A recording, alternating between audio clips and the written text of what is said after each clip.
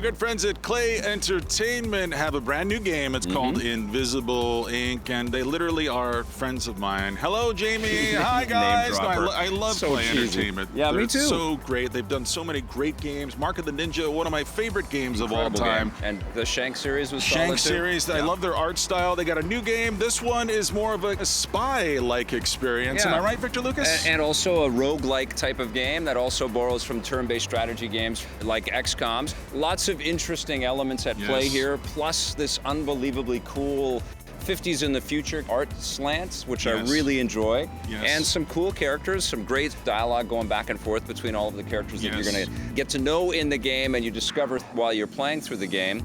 It's all from an isometric viewpoint. You can actually turn the camera around to look at the environments and look at the enemies from different vantage points. But basically, it's very grid-like, and you have action points that you spend that allow you to kind of move from position to position. And you try not to get seen, you try not to get caught, you're trying to infiltrate and steal stuff. It's great spy lore. I feel like this game is right at home on the PC right now because it feels initially very intellectual. You are moving your characters certain spaces around the game playing field. I mean, the game I thought of course, Advance Wars, which I remember maybe 15 years ago playing on a bus while traveling. The tutorial for that was very steep and very difficult. The tutorial here, I think, is a little more forgiving. You can get into the action a little more easily, but it's still a pretty complicated experience. You don't really even grasp how complicated until you dig beneath the surface a little bit.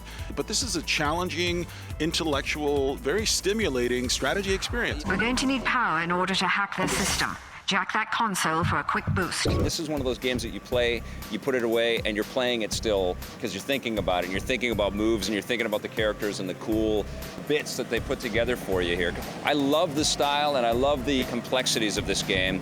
You have characters that have a whole bunch of augmentations, so that it also borrows a little bit from the Deus Ex vibe or the Blade Runner vibe.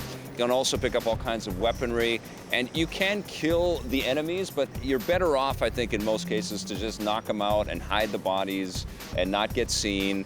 And you do everything in a turn-based kind of way, so you basically do all of the stuff that you got to do, and then you wait to make sure that you're not toast. And more often than not, you're toast, and you got to start again. Especially at the very beginning when you're still getting your bearings and getting your feet underneath you, your sea legs, as they say.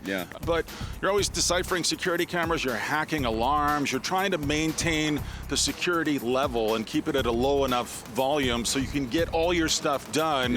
And you not only do you have to keep track of yourself, you also usually have another agent who is accompanying you on your missions.